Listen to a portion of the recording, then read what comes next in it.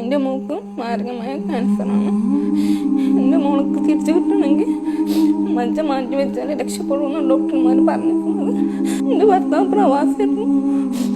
കുട്ടിക്ക് വയ്യാണ്ട് വന്നതാണ്. കയ്യിലുള്ളതൊക്കെ അതിന് വേണ്ടി ചിലവാക്കി. ഞങ്ങളുടെ സഹായം കൂടി വേണം കുട്ടികൾക്ക് തിരിച്ചു കിട്ടണമെങ്കിൽ. ഫിറോസ് കുന്നംപറമ്പിലാണ്. ഞാനിപ്പോൾ ഉള്ളത് കോഴിക്കോട് മൈത്ര ഹോസ്പിറ്റലിലാണ്.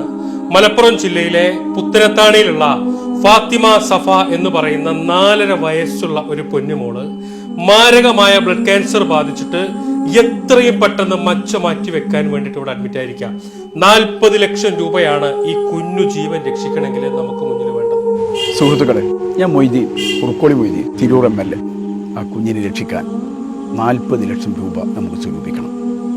ഓരോരുത്തരും അവനവന് കഴിയുന്ന പങ്ക് ഇതിൽ വഹിക്കണം എന്നീ സന്ദർഭത്തിൽ ഞങ്ങൾ ആവശ്യപ്പെടുകയാണ്.